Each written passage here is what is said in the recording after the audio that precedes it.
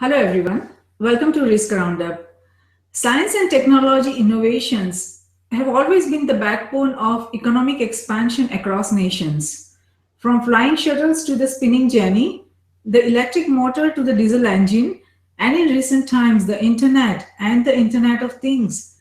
Each innovation has fundamentally transformed nations while ramping up the economic engine. Innovation is undoubtedly an important driver of economic growth. While the world is hoping to trigger large industrial innovations on the back of climate regulations, the reality remains that the nations currently live in the fossil fuel age.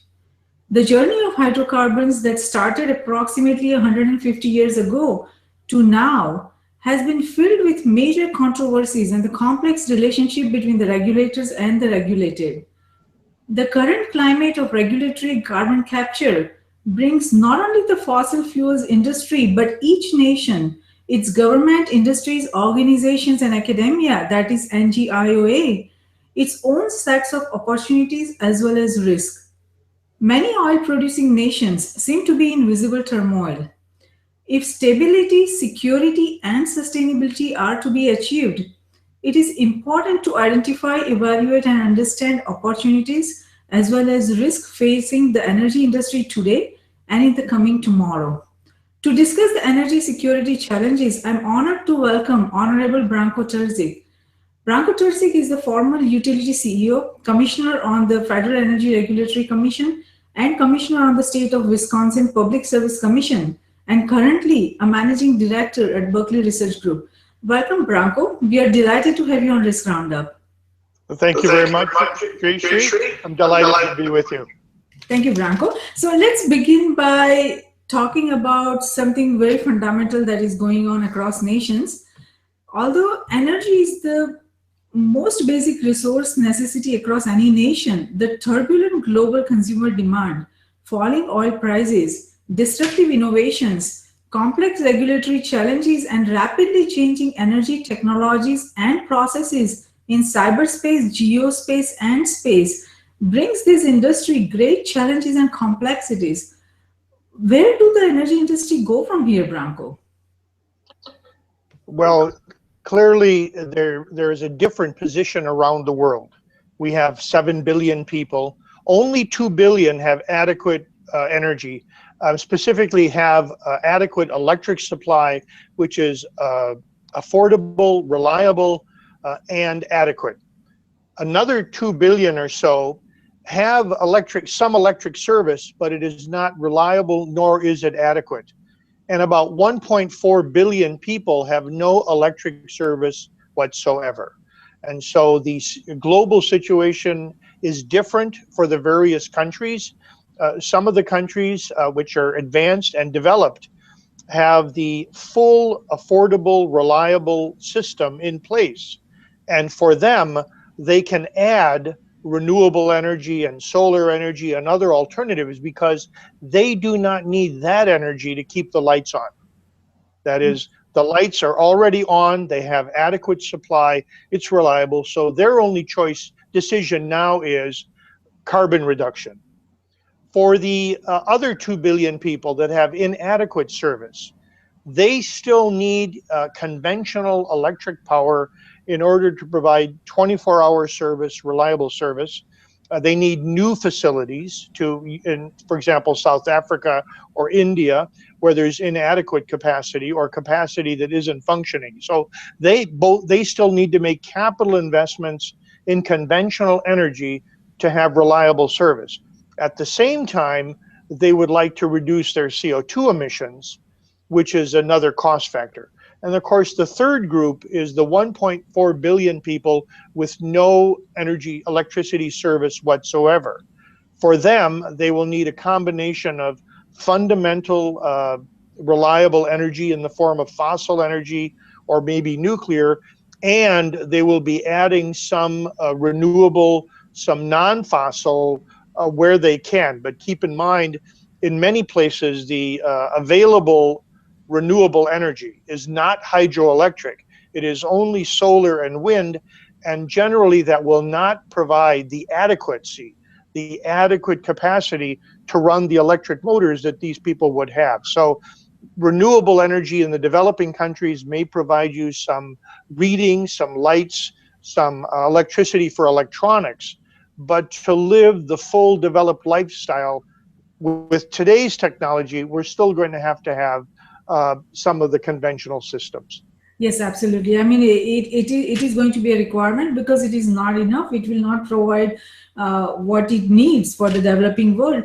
But let me ask you, before we go and discuss the challenges between developing nations and developed nations and what we are trying to do with climate change regulation, it brings all kinds of different complex challenges. But before we go further, let me talk about the oil. Do you think could oil prices stay lower for longer? What would it take for this to happen, and what it would mean for energy security and for the energy transition? Because when the oil prices are so low, it brings very complex challenges because then the incentive of having alternative energy is not there for many nations. What are your thoughts on that, Branko? Well, keep in mind, Jayshree, oil is predominantly used for transportation. So it is transportation fuel. There is some heating oil, etc., in the world. Some parts of the world attempt to make electricity with oil, but that's a very expensive choice if to use oil, particularly when it was $100. So the oil situation is unique. The benefits of oil are that it's very energy dense. A gallon of oil will carry a large vehicle for many miles. It will produce quite a bit kilowatt hours. It's very convenient for transportation.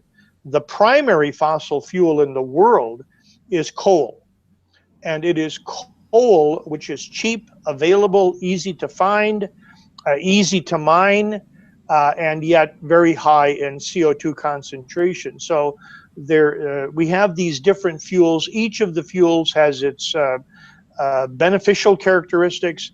Each of the fuels has its negative connotations. At this point in time, we have a surplus of oil in the world, predominantly because of a decline in expected demand. Yes. In the OECD countries, the developed countries, there is an actual small decline in demand. But the biggest decline is the projections that we attributed to predominantly China. We projected that China would grow at its recent high of 8, 9, 10 double-digit growth, and China's growth is declining. Now, all the countries in the world would love to have China's growth of 6.87%. That is fantastic growth, but it was not the growth projected. And so we have a surplus of oil in the market because China only grew at 7%. It didn't grow at 10%. And this has been the main factor. That, along with the new oil produced by the United States, which has totally changed the geopolitical dynamic. The top three oil producing countries are now the United States, Russia, and Saudi Arabia. And neither the United States nor Russia is a member of OPEC. So the OPEC has changed its dynamic, and we have this new threat of if the OPEC countries curtail supply, the American producers will produce more because as the price comes up, more American supply becomes available. So no longer does OPEC have the power and authority which it had in 1970. Yes, yes, you are absolutely right. Now, some say that the biggest change in energy over the last decade was about how and where hydrocarbons were removed from the earth. It seems that a different kind of energy revolution will need to take place for how the energy already removed from the earth is moved across it. There are many who say that the energy transit revolution has already begun. What will be the impact and consequences of this next energy revolution? Well, the main new development in energy transportation, I think, has been the construction and expansion of liquid natural gas.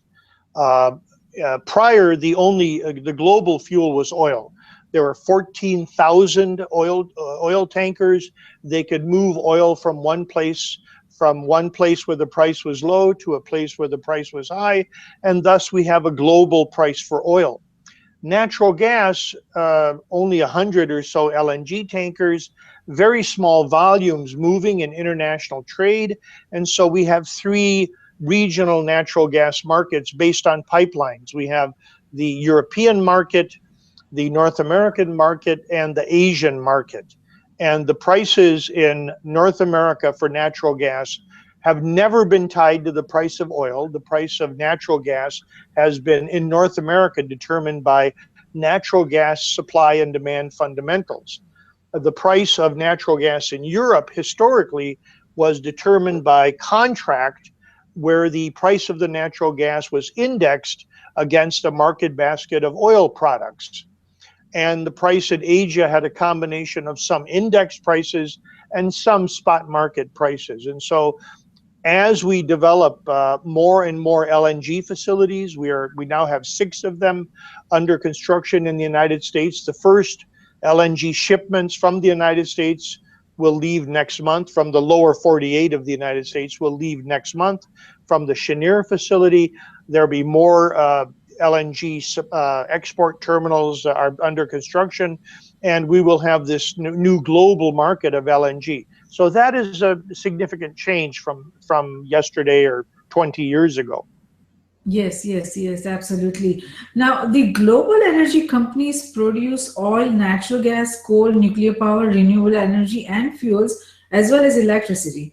Now, amidst the diversity in energy sources, approach as well as supply, how do we achieve stability, safety, security, and sustainability in the global energy markets? There are so many complex challenges, so much competition, and so many different complex regulatory as well as supply chain challenges. How do we achieve the security amidst that, Branko? Well, if we go back to Winston Churchill, as you know, Winston Churchill, when he was the Secretary of the British Navy before World War One, determined that the British Navy should shift from coal to oil. Oil was cleaner, it required fewer people, it produced more energy per pound or per cubic foot, and it was a much superior, and the ships could go much further. That is, the same space that used to hold coal could hold oil, and the ships could travel twice as fast. The problem was England is a coal producer and produced at that time no oil, and this was pointed out to Mr. Churchill by the admirals of the British Navy. They said, "Well, we are now not going to have the availability of English coal.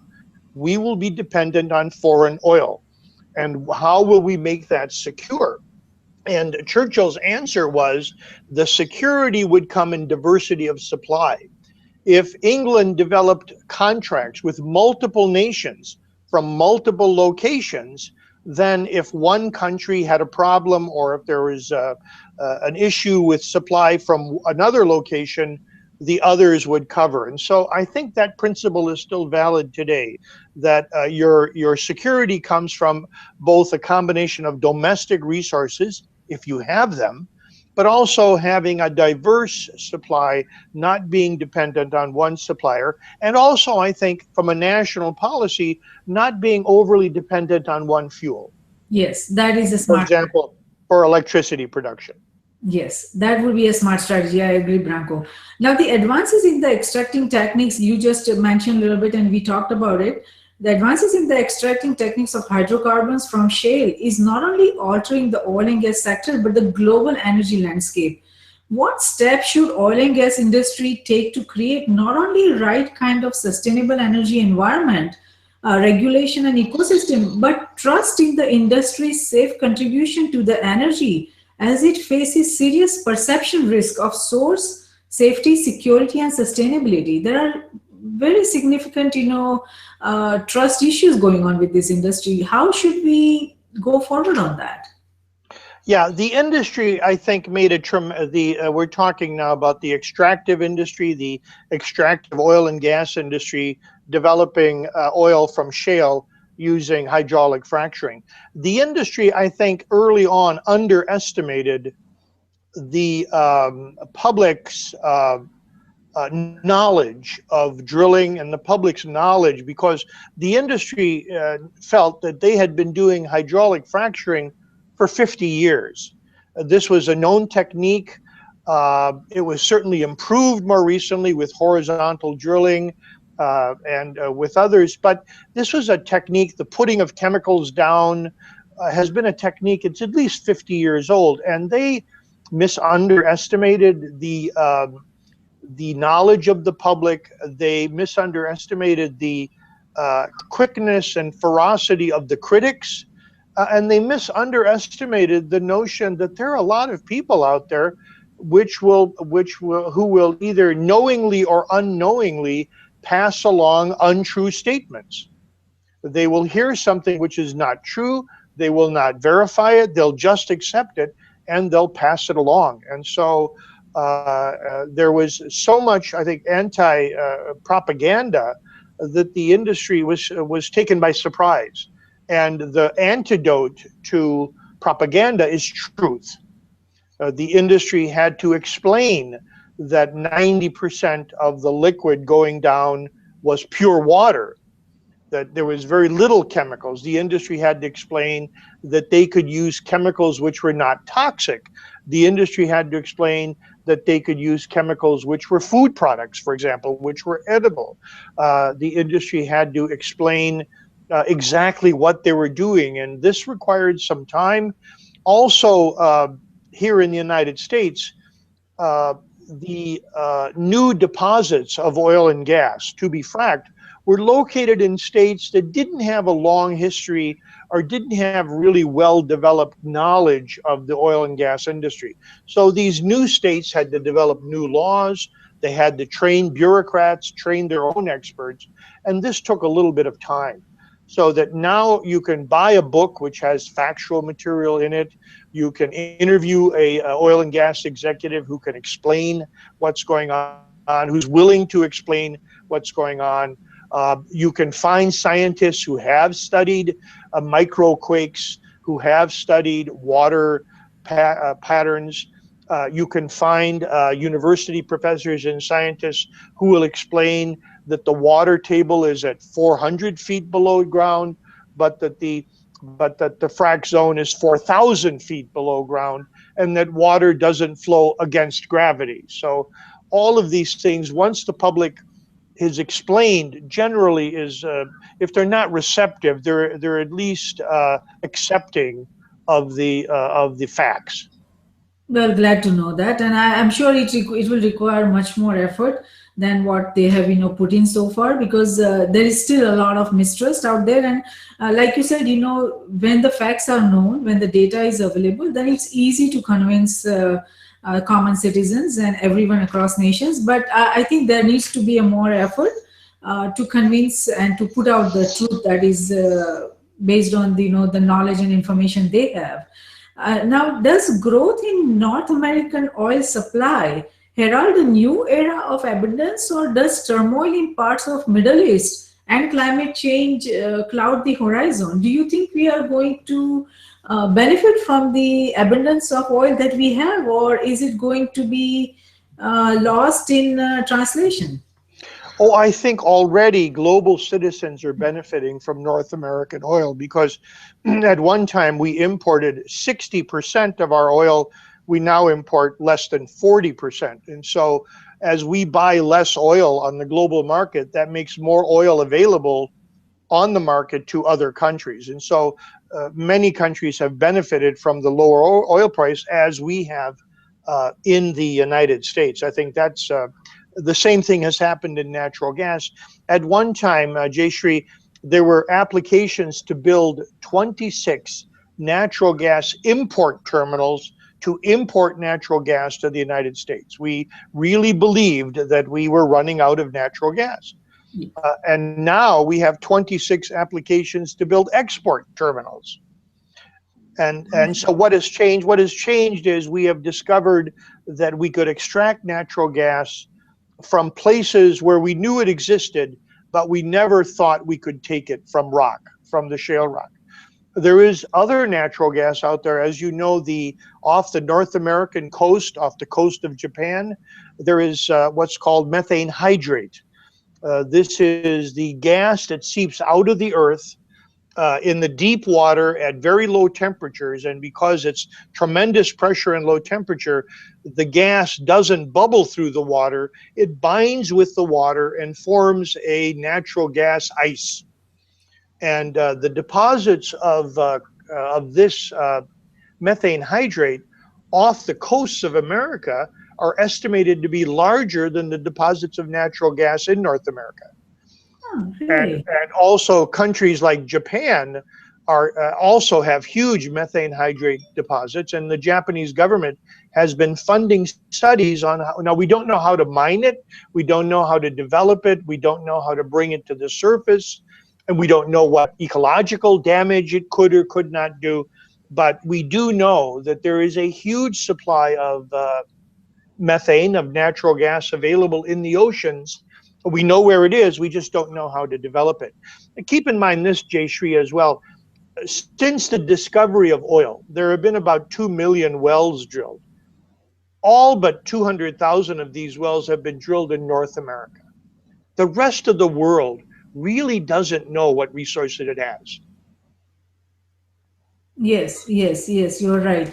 And your point about methane hydrate is very significant. There is a source available, which is very good to know because there is an energy source. Now, again, like you said, that we still have to figure out how to extract it and how to, what other complex challenges we have to overcome to be able to make a viable energy source. But it is there, and that's good to know because a lot of people have that anxiety and fear that oil is going to run out sooner or later. So for those people, it's good to know and to tell them that there is another source available. So we are never going to run out of energy. So it is good to know.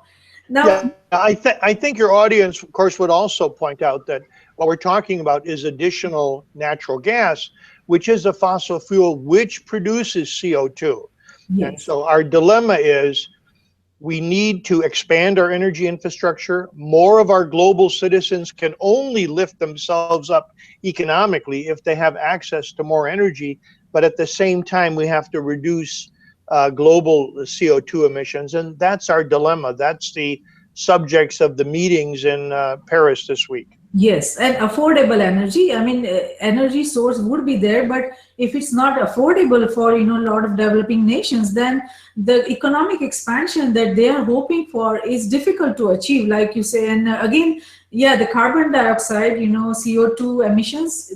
There is a need for innovation in that. There is a need for investment so that we can figure out how to innovate and how to capture that carbon dioxide and you know go from there. But again, we will talk about the innovations that are the basic fundamental science and technology research that is going on and how it could help. We will talk about that in the coming segment. But there are a lot of changes happening in the science and technology which are very positive and very uplifting, and it would be helping us in the coming years. But before we go there, let's talk about nuclear energy. Nuclear energy is a very sensitive issue in some nations. What considerations should shape decision making in such nations using, pursuing, or phasing out nuclear power? There is a lot of fear about nuclear energy, and a lot of nations are in a dilemma whether they should pursue that or whether they should phase out. What are your thoughts on that? Well, first, we do have nations that have made the decision to continue with nuclear power. And these would be the United States, England, United Kingdom, China, India. Some of the Middle Eastern countries have ordered new nuclear power plants. So there are about 87, 400 and some nuclear power plants in the world. There are about 87 under construction. Most of them are under construction in China, India, Korea, some of these countries. There are also, and of course, France has a large nuclear fleet. It's predominantly its energy supply, electricity supply is nuclear, but its next door neighbor, Germany, has decided to close its 18 nuclear plants, and as a matter of national policy, they will not rely on nuclear. The other neighbor to France, Italy, had 5 nuclear plants. It has none now. It has decided as national policy it does not want to do nuclear. Next to Germany is the Czech Republic, which has nuclear power plants, and they want to build new ones. And so it's a very specific national decision based on your national history. In some of the European countries, their concern came out of the Chernobyl incident. Germany, Austria had one brand new nuclear power plant completed at the time of Chernobyl, and they decided they were not going to turn it on. They just closed it. There was many billions of dollars, so because of the Chernobyl incident. So we had that. The big other unknown country now is Japan. Japan had 54 nuclear reactors. Only 6 of them were damaged by the tsunami, but they closed all of their nuclear reactors in the entire island of Japan, except one, in order to investigate whether these reactors had some geologic or some unusual risk that they hadn't considered before. And so Japan has been importing natural gas. It's the being in order, because they're not operating their nuclear power plants, which used to provide 20-some% of their electricity. So it's a very national question having to do with your feeling about nuclear energy. Does your country feel it can control this kind of technology? There are also concerns about nuclear, using a civilian reactor and then later converting it to produce byproducts for the nuclear fuels industry. Although once you do some study, you realize that the fuel used in a nuclear reactor is only 5% enriched uranium, while for a weapon you need 100% enriched uranium. So it's totally different. But these are things the public has to understand, the political public, the decision makers. And so it's going to be a very national decision, Jayshree. Yes, yes, you are right. It is going to be a national decision. Now, the plunge in oil prices risk undermining efforts to reduce the pollution blame for global warming, especially projects designed to bring more from each barrel of oil. Is there any correlation between both of that? What are your thoughts on that, Branko? Well, one of the solution to global warming is number one, a reduction in CO2 emissions existing, and for the developed countries, the great factor there is the ability to extract efficiency. In the developed countries, we know that we can be much more efficient than we are today. In the United States, the people in California are 20% more efficient than the people in the rest of the country. They have had more rules, more regulations. So we know that we can be more efficient in the developed world. So number one is efficiency. That includes efficiency in producing oil, in transporting oil, and in burning oil in your vehicle as a fuel. For example, I just switched from a gasoline-powered 6-cylinder automobile to a diesel-powered 4-cylinder automobile with much higher mileage. So my CO2 emissions, if I drive the same miles, ought to reduce substantially.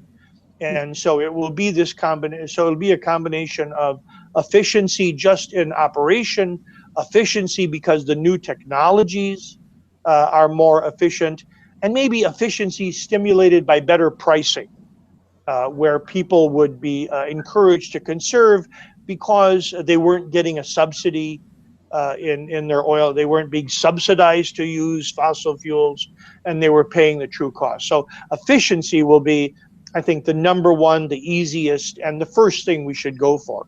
And then after that, we'll have fuel substitution, where we will substitute coal and natural gas and fossil fuel generation. We'll substitute it with solar, wind, hydroelectric, biomass, and whatever we have that's economic in our own communities.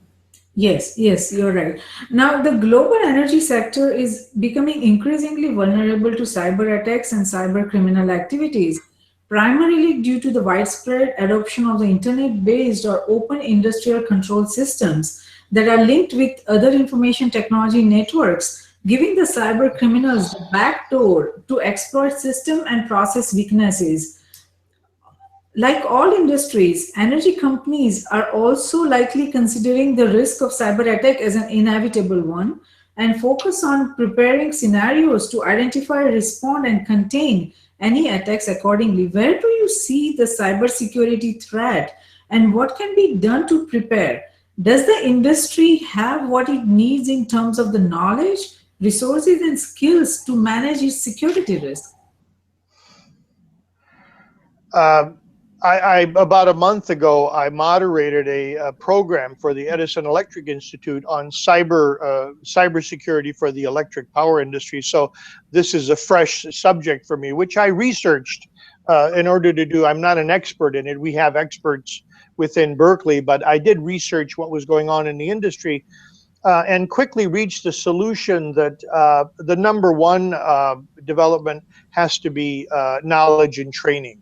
That is, all of our people in the industry have to have a heightened awareness of the most simple things, a password protection, not leaving your computer unattended, not plugging in devices that haven't been researched and haven't been security checked, not bringing in foreign media, of not opening up new portals that haven't been approved by the IT department. It just so much of the cybersecurity is common sense and has to do with advanced training.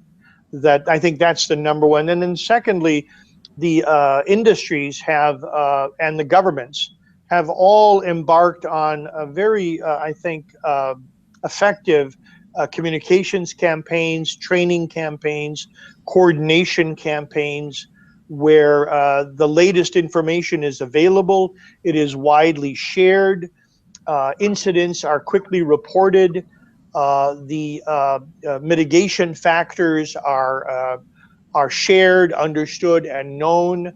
We now have a developing cadre of cybersecurity experts. Firms have increased the visibility, the positioning, and the pay of people doing cybersecurity within the firms. It's become more important, but not every company is at the same level of development, and of course, not every executive has the same level of sensitivity or knowledge. So there's still a lot of work to be done. The irony, of course, is we are adding more and more uh, web-based technology to the electric grid, the gas pipeline grid. We need this new technology to increase efficiency, to increase safety, to increase reliability. And in order to do that, all of this technology must be connected through the internet. And so as we're making billing more convenient, as we've put automatic meters on more homes and more industries, we've increased the reliability of the system. We can report outages, we can track problems, but also, since all of this is internet connected, we have opened up entirely new areas to internet attack. Yes, yes, that is correct. Now, industrial control systems were not designed with cybersecurity in mind, which is probably an issue that is not just confined to the energy sector. Now, when these systems were designed, security was of little concern, but increasingly, they have been getting interconnected due to reasons such as securing supplies, market integration, and technology adaptation that further complicates the matter. Now, while there is growing awareness of the risk associated with integration and transitioning to digital control systems, there is still relatively little investment in resources or budgets being allocated as needed to manage the fundamental security risk. Where is the cybersecurity investment going for the energy sector? Can you share some insight on that? Well, we have both in the United States and Canada, we have North American Electric Reliability Council, which is charged with reviewing the reliability of the electric grid. Now, historically, that was mostly, do we have adequate transmission capacity? Is there adequate balancing? Are there adequate tie lines to bring regions together? But they have now also realized that cybersecurity is part of their reliability portfolio. The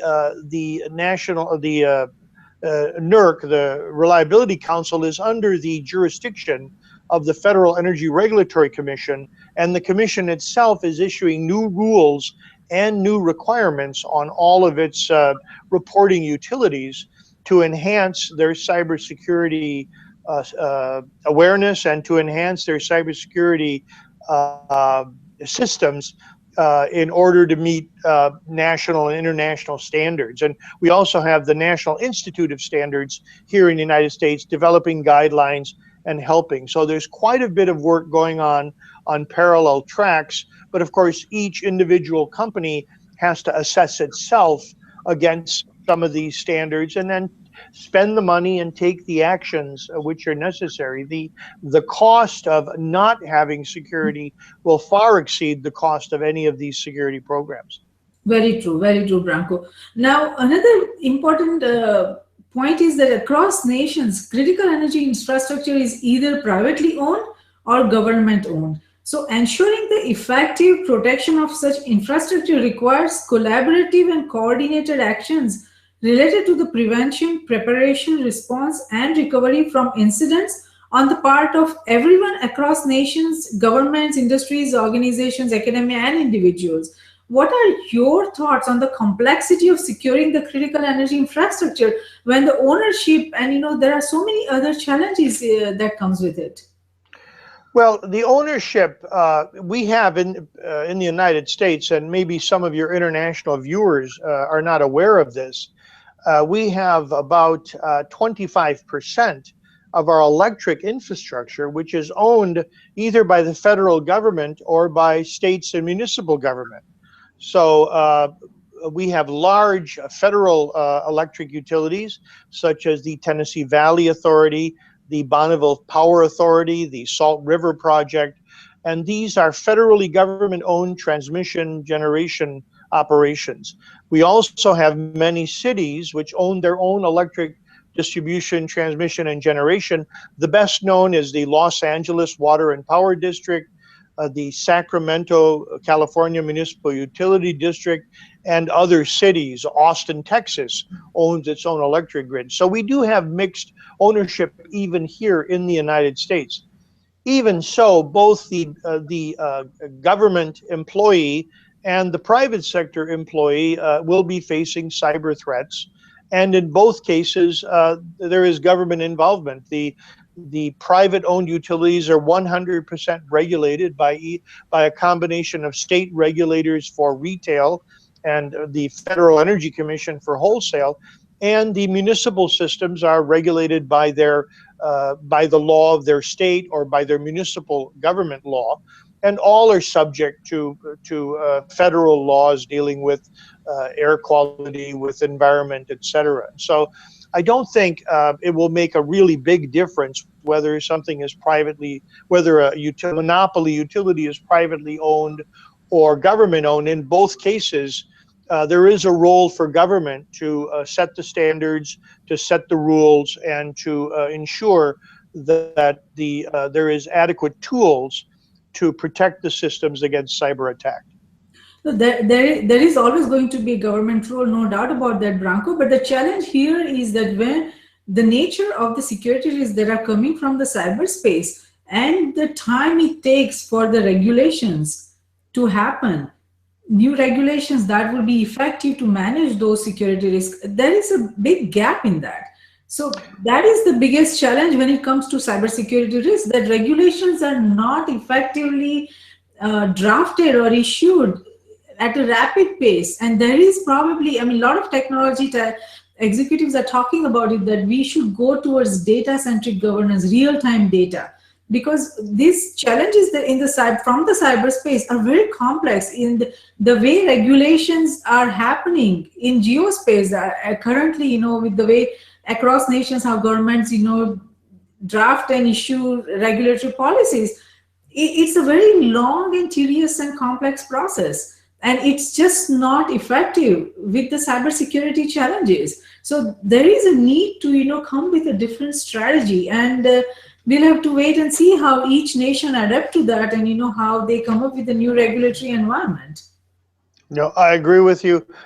Most regulatory authority, most laws in the United States governing state or federal regulatory agencies have provisions for emergency rules uh, historically, and these can also be applied. So agencies can move quickly when they want to, and when they have the pressure and they need to. I don't worry so much about that. With respect to the data centric, we have, of course, the other concern with data in that everybody is concerned about private data, and the question is, at what point does your collection of data for security intrude on the private data nature of my concerns that you know too much about me? So we do have a state I attended the National Association of Regulatory Utility Commissioners conference in Austin, Texas last month. This is the association of all of the state regulators. And one of the topics there was, yes, we're going to all this data, but how do we ensure that private data, customer data, is only used for public good and is not exploited, for example? No, that debate is going to happen, and that needs to be discussed, because I think the definition of privacy and what we were considered that this is a private information, I think that is changing rapidly. What is private and what is not private? That debate will have to happen, and we'll have to come up with a new definition, because when it comes to government, there is a lot of mistrust from common citizens, that they fear that their private information is going to be misused. But the same common citizens are willing to provide their private information to private industries in terms of all the applications that they are using, and the kind of services they are expecting. Without any hesitance, they are willing to share the data. So there is a need for a debate where we talk about that. Okay, what is privacy, and what is not private right now, because that is what it was considered private information few years ago. That is not going to be valid probably in the coming years, because of the willingness on the part of everyone to share information without thinking of the security risk.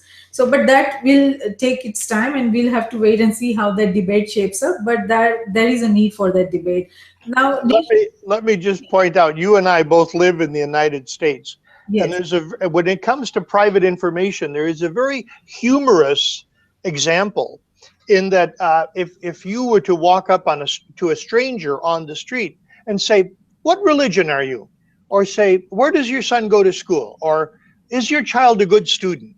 or "What teams do you support?" the people would say, "That's none of your business." But then when you go to the parking lot, and you go to any big parking lot, you will see on the back of automobiles all of the bumper stickers and the information. And on those bumper stickers will be what college I went to, what professional sports teams do I support, where my child goes to school, whether my child was a good student or not, whether I think I ought to have a right to have a gun or not, whether I'm a member of the Masonic Lodge, and all kinds of private information.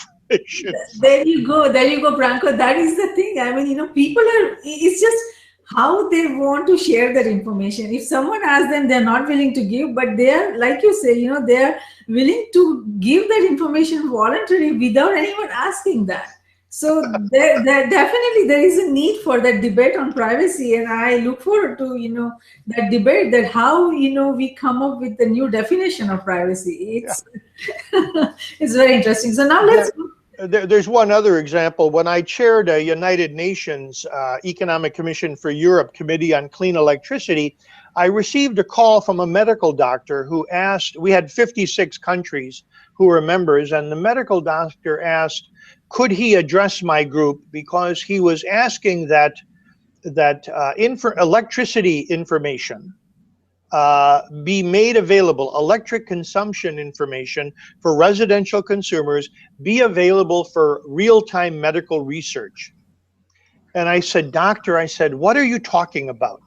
Well, he said, I would like to see, he said, if you can give me the real-time electric use for everybody in a city, from that real-time electric use, I can tell you whether you have an influenza epidemic or not.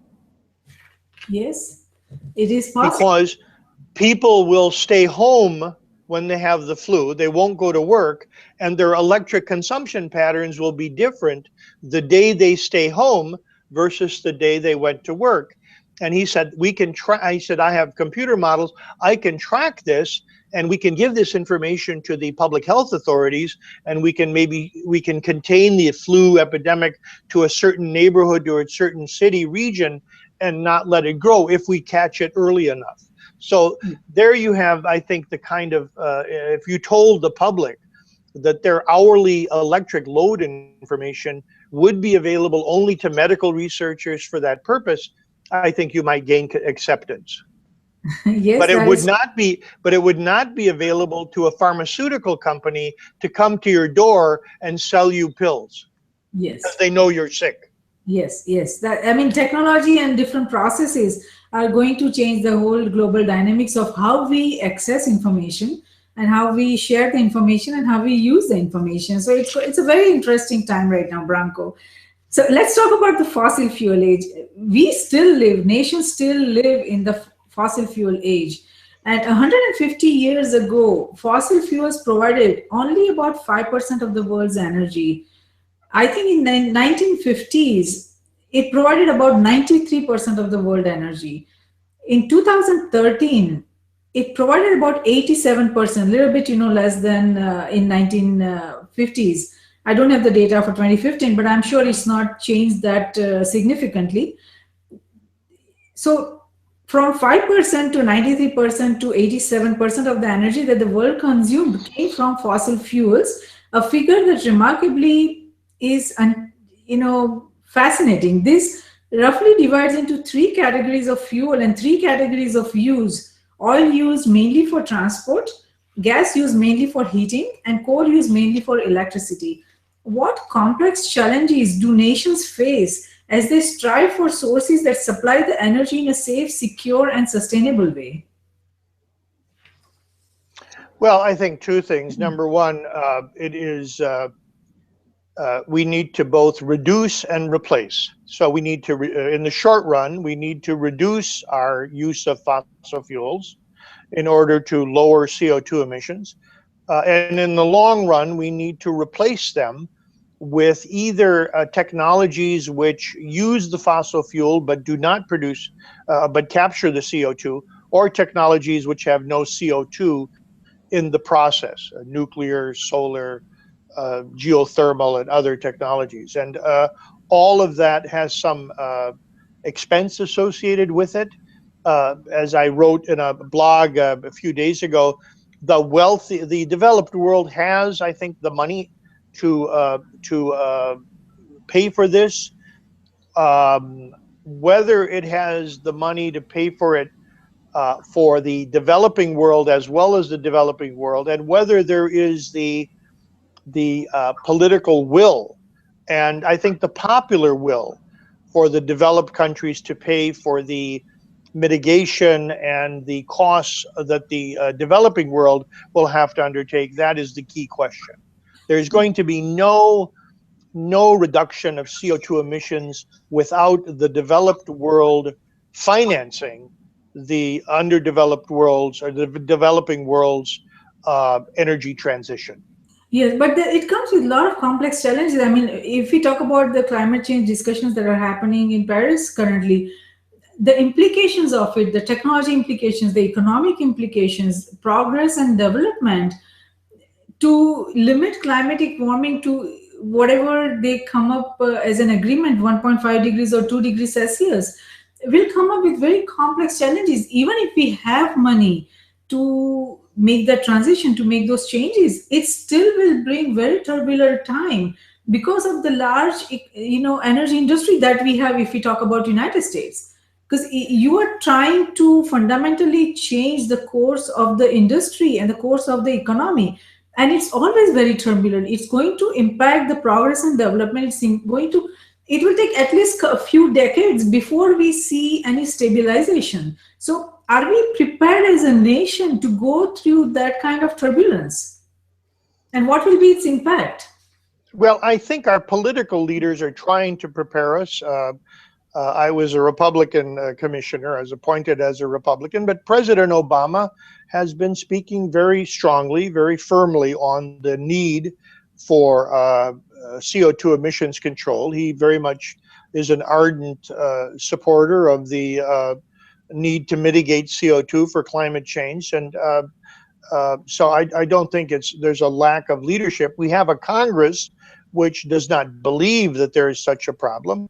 On the other hand, just the simple switch from burning coal to burning natural gas in the United States has far exceeded the decline in CO2 emissions that we would have promised at Kyoto.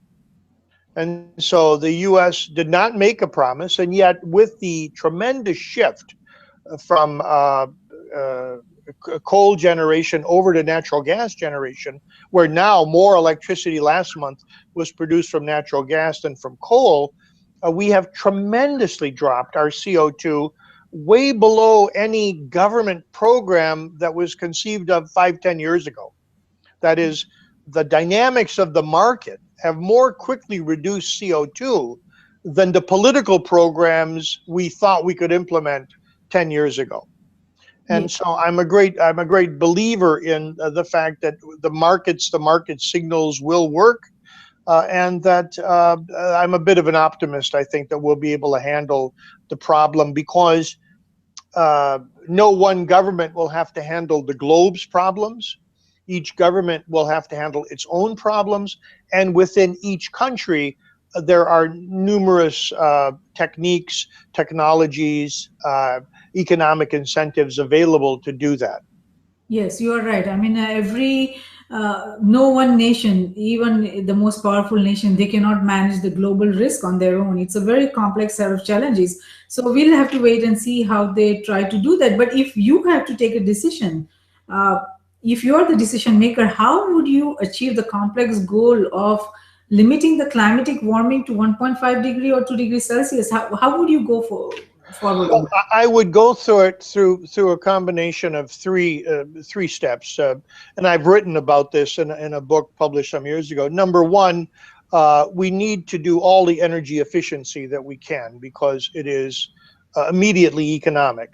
Number two, we need to go ahead with subsidies to certain uh, uh, non-CO2 emitting technologies. I'm talking about solar subsidies, wind subsidies, these kinds of subsidies at certain levels are justified for certain periods.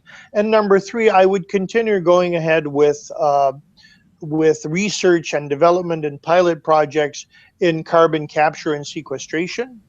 Uh, because I think that including carbon capture from the atmosphere, which I think may be what we might have to do in order to reach our goals. And then fourthly, I would continue research, development, and promotion of non-carbon producing nuclear technologies, small modular nuclear power plants, etc. I think we need to move ahead on all of those fronts, and we can move ahead on all of those fronts in order to bring the CO2 concentrations to where they need to be. No single tool, not efficiency by itself, not solar by itself, not wind. No single tool, I think, will get us where we need to go. And the tools will be used differently by different countries. Yeah. Countries with huge coal deposits may find it attractive to fund and develop carbon capture sequestration, while other countries who are better positioned vis-a-vis the sun might find it much more beneficial to just to increase their solar units and to fund battery storage technologies, which is the missing component for much of the intermittent renewable, is the unavailability of large-scale economic energy storage. Yes, yes. No, I agree. The broad integrated approach will have to be taken by each nation, and that will depend on the conditions within their nation and how they can move forward on that. Now, there are many who say that the world's fossil fuel companies risk wasting billions of dollars of investment by not taking global action to fight climate change seriously. What would you say to them? They feel that they are not on board about this climate change that needs to happen, the initiative, and that they are not investing what they should be investing. Yeah, so we have in the literature of management and in strategic management literature people who believe that companies are most successful when they stick to their core competency.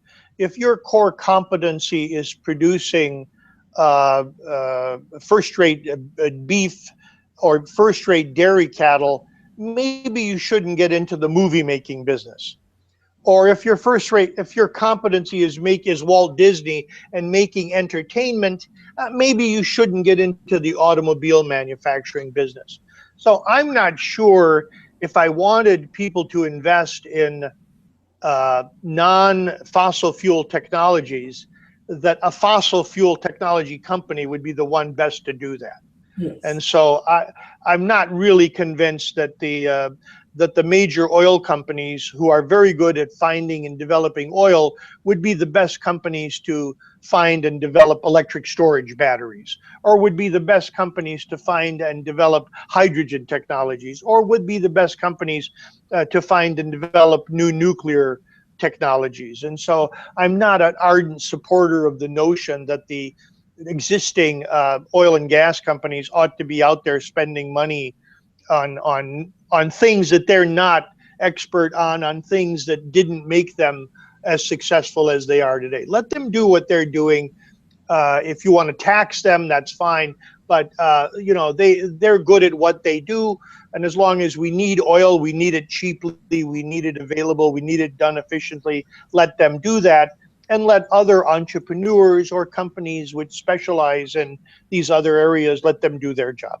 Yes, it makes sense. Now, discussions on the energy transition usually focus on the economics of renewables and cost comparison with fossil fuels and other energy sources. What is usually ignored are innovations in materials and chemical processes, which are nonetheless increasingly important as agents of change in the energy sector. What are your thoughts on that? Because there are some amazing scientific breakthroughs happening in material science research that could shake up the energy sector in the coming years. From artificial leaves to new types of superconductors to genetic control of materials and graphene. It is said that these scientific breakthroughs may well lead to applications with a large and disruptive impact on today's energy world. Europe is investing heavily into the research on graphene, and billions of dollars are invested in that. So, if fossil fuel industry prepared for such disruptive innovations? We are not talking about climate change. This is fundamental science and technology research. What are your thoughts, Branko, on that? Well, number one, I support governments funding basic research. Number two, I support having patent laws and patent protection laws which truly work well to incent and to provide the developers of new technologies with the incentive to do that technology and to reap the benefits of it. I think we have in the world, there are probably some patent reforms that need to be done. I think we have too many lawsuits of people who come up with a new technology and somebody else, we have these patent trolls, as they're called, that look around and try and buy up technologies to sort of blackmail you into paying them. I think there's reforms in this country's patent system that need to be done. So we need investment, we need invention, we need to have security markets and funding mechanisms that will fund entrepreneurs and small developers. Some of the crowdfunding on the internet, I think, can do that. and we might need to clear some of the securities rules to make it easier for new developers and inventors to raise capital. So we need to remove any barriers that are barriers to new technology getting there.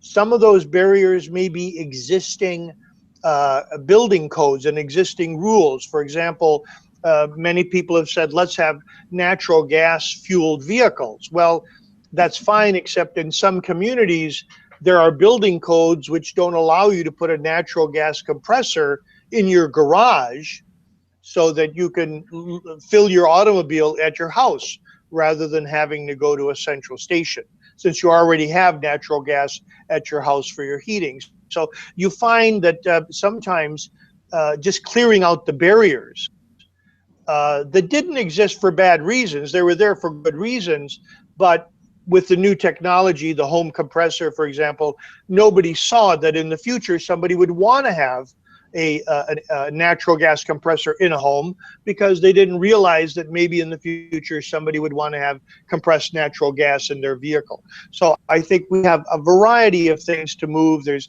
plenty of work to be done by economists, by lawyers, by bureaucrats, by social workers, and by others. And of course, information is, I think, the most important thing. People need the information about these new technologies, open information, full information, so they can make assessments. You know, one of the things people are talking about is the wireless transmission of electricity, which would eliminate the need for long distance transmission lines. Now, if we had effective wireless transmission of electricity, remote villages in India, Africa, and other places wouldn't need to wait for multi-million-dollar transmission lines.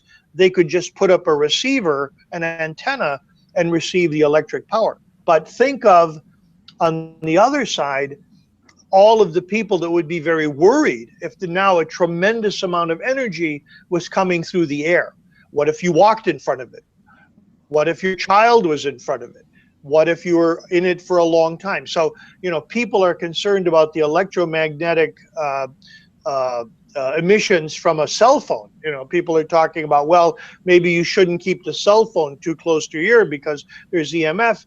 What are you going to do if you're standing and there's a big electromagnetic wave transferring energy from one part of the community to the other? And so we have scientific facts have to be known, research, and the public has to be aware of what's going on. Yes, yes, you are right. Now, irrespective of industries, the regulatory path across nations is filled with major controversies.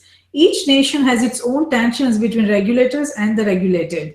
As the current climate of regulatory carbon capture brings each nation its own set of opportunities as well as risk, the clash between free and unrestricted competition and restricted cooperation continues. There is no global, national, or local consensus on most of the critical risk facing nations and its industries. What are your thoughts on that? Well, I'll stick to the area that I know better. I'll leave the risks more to you. But in the area of regulation of monopoly, regulation of electric and natural gas systems, you're right. There are no global standards, but we have over 100 years of experience here in the United States and a little bit in Europe as well on the regulation of private monopoly. We have tried multiple systems. We have made mistakes, but we have developed over 100 years a series of regulatory principles which are solid, which work, and which are exportable to other countries. And one of the principles, for example, is the independence of the regulator, because the regulator is asked to make a scientific and factual finding, not a legal finding. So you want the regulator to factually determine that building this transmission line is safe. You want the regulator to factually determine that alternative A is less expensive to consumers than alternative B. This is an investigation of facts. This is not an investigation of law. And so one of the difficulties I've seen in many countries, which in the last 10 years have introduced regulation, India, Europe, and other places, is that the political entities, the governments, uh, don't understand that they can have an independent regulatory agency under its law, but they have to leave the independent agency to make the scientific, factual decisions. That if the cost of electricity is 5 rupees, as found by an independent agency who's looked at the facts, the government can't insist that the price be 2 for political reasons. It's either factually 5 or it's not. And so we have, I think, in many countries, this tension between ministries which historically had the authority to set prices and the new independent regulatory agency required when you have private capital in order for the private capital to feel that it is fairly treated. Yes. We know, for example, that private capital will come anywhere in the world where it's fairly treated, and that the notion that only 27% of people in sub-Saharan Africa have electricity, while 72% have cell phones, is not because they cannot afford electricity, but they can afford cell phones. It's because cell phones are offered by entrepreneurs under a set of rules where they are welcome to make investments in the cell phone industry. On the electric side, there are rules and procedures, or there's a government monopoly which doesn't allow private capital to come in and offer electric service. So, in my opinion, any places in the world that don't have electricity is not the result of low income. It's Yes. the result of government policy. Yes, yes, no, very good analysis, Branko. I am taking in a lot of your time, so this is probably the last point of discussion, Branko. That you have extensive experience with infrastructure industries from electric, coal, oil, and natural gas and water sectors. You have been a commissioner, Federal Energy Regulatory Commission. You have been a commissioner with Public Service Commission of Wisconsin. You have been a CEO, a chairman of a utility company. What is the one, based on your experience over the years, what is that one thing you would like to change with reference to infrastructure industries? Oh my gosh. I'm not sure one thing needs to be changed. I think what I would like to see is the continuing adoption of regulatory policies which encourage investment while at the same time ensuring safety and security. And we know what the principal rules are of these policies. We know that it requires regulators to make very difficult decisions. The most difficult decision I had to make in my 12 years as a regulator was to raise prices. But you look at the public and you raise prices today because you know the benefits tomorrow. The right price today will ensure the investment for tomorrow's service, will ensure that the best available technology is there, will provide continuity and adequacy of service. It's a difficult decision to make. It's hard to find regulators who are willing to make those difficult decisions. The public may be upset, but in the long run, if the public understands what the goal of regulation is, the goal of regulation in this context is to make sure that the utilities have made adequate investment and are providing adequate levels of service. This is a noble goal, and I think we have the tools, the rules, the principles to do this. What we require is well-trained professionals, insulated from daily public pressure to do their jobs. And I salute my colleagues in regulation. They have a very difficult job to do. Mostly they're doing it very well, but it's sometimes under very difficult conditions. Yes, you're right. It's a very complex challenges and very difficult time and very difficult to come up with solutions and to actually implement those solutions. These are very complex and difficult tasks, and I salute you for all the work that you have done, for all the service that you have provided for United States. And I am honored that you agreed to come on Risk Roundup and had dialogue, about all different aspects of the energy industry. And I'm sure that the global community will benefit tremendously from what you had to say. That this is the reason why we established the Cybersecurity Risk Research Center as well as the Strategic Risk Research Center, so that we can identify, evaluate, and manage the risk facing nation, its government, industries, organizations, and academia in cyberspace, geospace, and space. And we can have a dialogue with very important executives like you, who have done so much during their time of service and who have had such tremendous experience and have so much expertise in all different aspects of industries as well as governance and regulations, that the young generation, the global community can benefit from that experience. So Branko, thank you so much. I'm honored that you had discussed this important industry, energy industry risk with me, and I hope that in future, as we progress and as we as we identify more risk facing the energy industry, that you would come again on Risk Roundup and discuss these important initiatives and issues, and share some wisdom and share some of the knowledge that you have. Jayshree, it's always a pleasure to visit with you. Thank you very much for inviting me. Thank you, Branko. Thank you so much. So that's it for today, friends. I'm going to end the session here. We will be publishing this in the form of podcasts, which will be available on iTunes as well as the Android platform. And we will be publishing this as a video dialogue on all our social networks, on all the risk group networks and YouTube and every other source that we have. So stay tuned. Thank you so much. And that's it for today. I am Jayshree Pandya. See you next time.